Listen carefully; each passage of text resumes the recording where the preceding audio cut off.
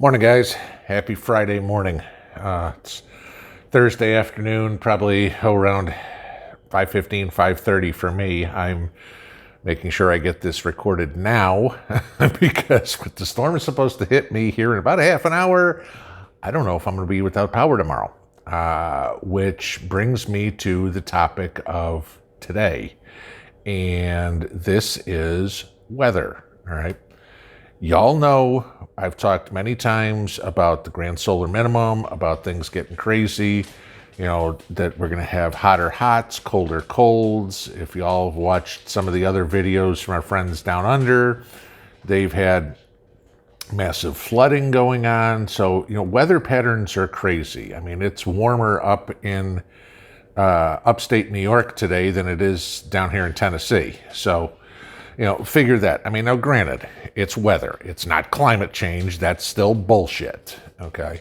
But, we have to, as preppers, be ready for the weather. And that means more than what I expect tonight is a power outage, okay? But if it happens, okay, I get the generator out, I hook the stuff up, and for the most part, it'll be overnight, so I'll be asleep anyway. So if the generator's got to run to keep the refrigerator going or whatever it is. I mean, the freezer will be fine overnight. The refrigerator, as long as I get up once in the morning and turn the generator on, the fridge is good for, probably about 4 hours or so. If you don't open it, maybe a little bit longer, depending on how well insulated the fridge is and everything like that. But weather is something that you certainly have to prepare for.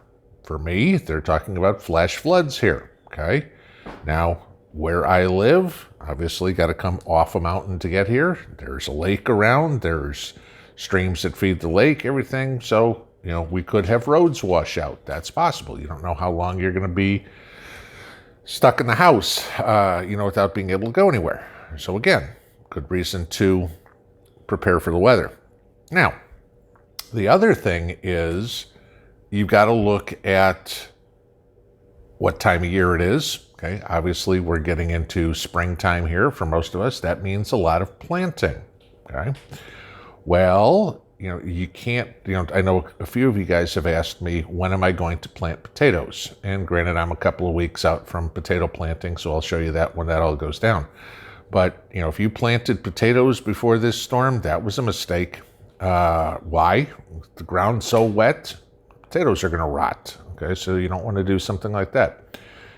Taking care of whatever seedlings you put in. If you've got seedlings that could get whipped around by the winds or anything, maybe you need to do something about that.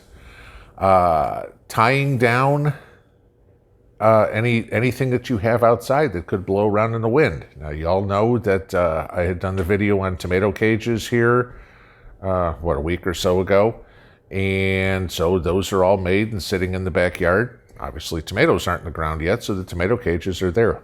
And again, these things are 4 feet high and 2 feet in diameter, whatever there it would be. So I mean, there's a lot of them. So okay, they'll blow around in the wind. So I strapped them all together so they don't blow away.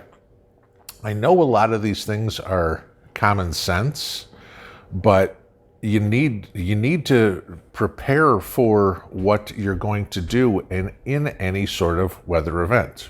I mean, we all remember tornado drills when we were in school, and in the spot in your house you're supposed to go if the weather's bad. Get away from any windows, get in the lowest point of the house. If you don't have a basement, you get into a centralized room in the house that's potentially a bathroom because you're surrounded by pipes. I mean, we all know those things. All right. But, you need to be prepared for the weather as a prepper. Is your phone charged? Is your laptop charged? Do you know where your flashlights are? I've talked about this many times. We all have flashlights, okay? We all know the storm's coming. This isn't going to be a surprise. Did you check to make sure your flashlights work? Did you make sure that your your lanterns, that batteries are good in there? If you're using oil lamps, did you fill them with oil lamps beforehand? Okay. Again, these are all preparatory things that people forget about. It's like, oh, I've got oil lamps. Great, where are they? Oh, they're upstairs in a box. Okay, why aren't they out of the box where you think you're going to need them, full of oil, and you know where your lighter is to light them? Because when it's pitch black, you're not going to be trying to put lamp oil in a lamp, okay? Just not going to happen, okay? Especially with rain pounding on the window, the wind's howling like crazy, lightning and thunder going off. You know, you're going to be a little bit more on edge, okay? Not that you're going to be terrified or anything like that. I mean, unless there's tornadoes coming, but you know, you're going to be at a elevated state of anxiety. Let's just put it that way.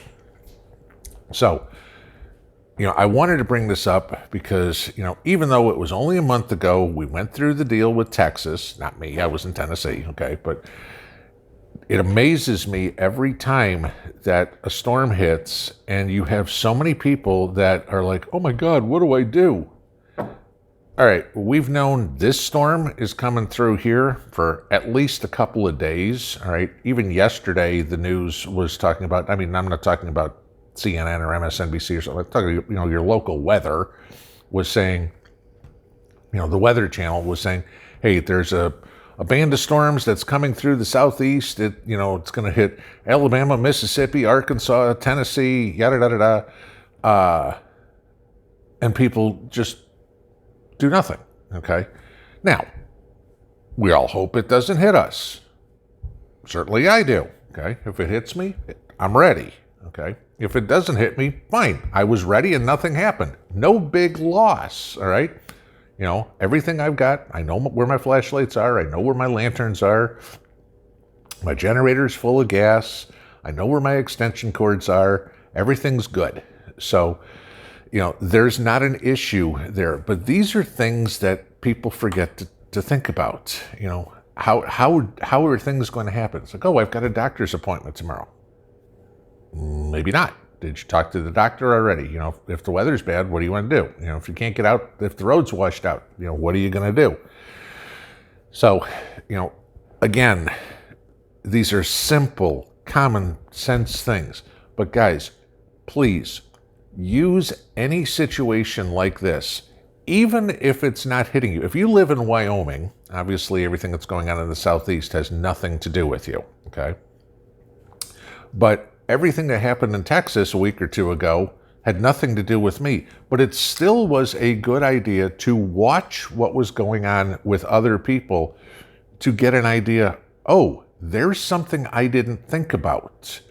You know, that, and, you know, keep an eye on the reports about what happens afterwards. Obviously, you're concerned with those people that lost power, lost their house, you know, got hit with a tornado, you know, no heat or whatever it is.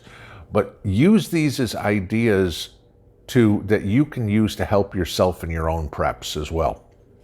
You know, because any of these weather situations can affect any of us. Sure, the chances of a tornado hitting Alaska are not good, and the chances of hurricane hitting Nebraska are impossible, okay? But weather disasters can hit anywhere, and, you know, just because it's a hurricane and not a tornado, or a tornado and not a derecho or whatever it would be, doesn't mean you're not going to have some sort of event eventually happen somewhere around you. Use the experiences as others to learn for yourself. That's the best piece of advice I can give you guys with weather, okay? Take care of your plants. Make sure you know where all your stuff is. Tie down anything that can blow away in heavy winds. Be careful out there. This storm's supposed to be hitting through me tonight, and I guess like Virginia and everything tomorrow. So for all those of you up on the East Coast, I hope to God you are in good shape in the morning. For all of my friends here in Tennessee and down south, it's probably a little, right now would be a good time to say stay safe, but by the time you see this, let's just say I hope you all made it through the night good. Have a good one, y'all. Pinball out. Stay safe.